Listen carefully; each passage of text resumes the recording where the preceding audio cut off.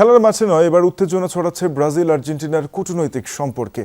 President Lula da সিলভাকে ক্রমাগত Argentine প্রেসিডেন্টের চোর আখ্যা দেওয়ার জবাবে কড়া পদক্ষেপ নিয়েছে ব্রাজিল। নিজ দেশে ফিরিয়ে নিয়েছে আর্জেন্টিনায় নিযুক্ত রাষ্ট্রদূতকে। কূটনৈতিক কার্যক্রম পরিচালনা করবে চার্জ ডি অ্যাফেয়ার্সের মাধ্যমে।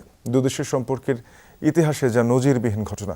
এর আগে ব্রাজিলের কট্টর ডানপন্থী প্রেসিডেন্ট প্রার্থী ফ্লাভিও বলসোনারোকে সমর্থন দেন আর্জেন্টিনার প্রেসিডেন্ট। ফোটানোর ঝামেলা ছাড়াই নিরাপদ পানির জন্য ঘরে আনুন পিওরিট।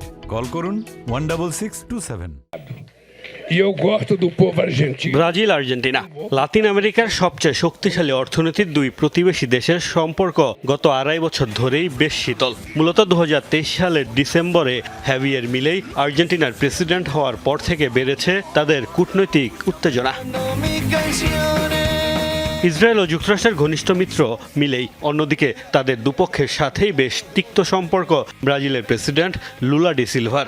অক্টোবরের আসন্ন প্রেসিডেন্ট নির্বাচনকে কেন্দ্র করে দেশটির কারাবন্দী নেতা জেইর বলসোনারোর ছেলে কট্টর ডানপন্থী ফ্লাভিও বলসোনারোকে সরাসরি সমর্থন দিয়েছেন মিলেই। তারই এক নির্বাচনী ক্যাম্পেইনে ব্রাজিলের বর্তমান প্রেসিডেন্টকে চোর আখ্যা দিয়ে বিতর্কের জন্ম দেন আর্জেন্টিনার প্রেসিডেন্ট। এই ঘটনার প্রতিবাদে আর্জেন্টিনায় নিযুক্ত রাষ্ট্রদূতকে দেশে ফিরিয়ে নেয় ব্রাজিল। এরপরও থামেননি মিলেই। সবশেষ এক টেলিভিশন সাক্ষাৎকারে আবারও লুলাকে চোর ও দুর্নীতিবাজ আখ্যা দেন তিনি। ব্রাজিলের অভিযোগ, চলতি সপ্তাহে মোট 3 বার তাদের রাষ্ট্রপ্রধানকে চোর বলেছেন আর্জেন্টিনার প্রেসিডেন্ট। প্রতিবাদে দেশটিতে আর রাষ্ট্রদূতকে ফেরত না পাঠানোর সিদ্ধান্ত নেওয়া হয়েছে। এখন থেকে রাষ্ট্রদূতের পরিবর্তে কূটনৈতিক কার্যক্রম পরিচালনা করবেন চার্জ ডি অ্যাফেয়ার্স। সাম্প্রতিক বছরগুলোতে উত্তেজনা বাড়লেও প্রতিবেশী দুদেশের সম্পর্কের এমন অবনতি নজিরবিহীন।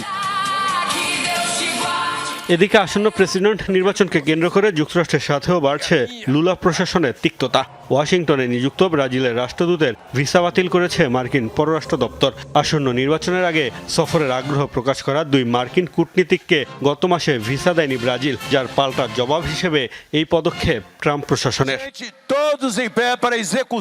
মোস্তফা মাহমুদ, যমুনা নিউজ।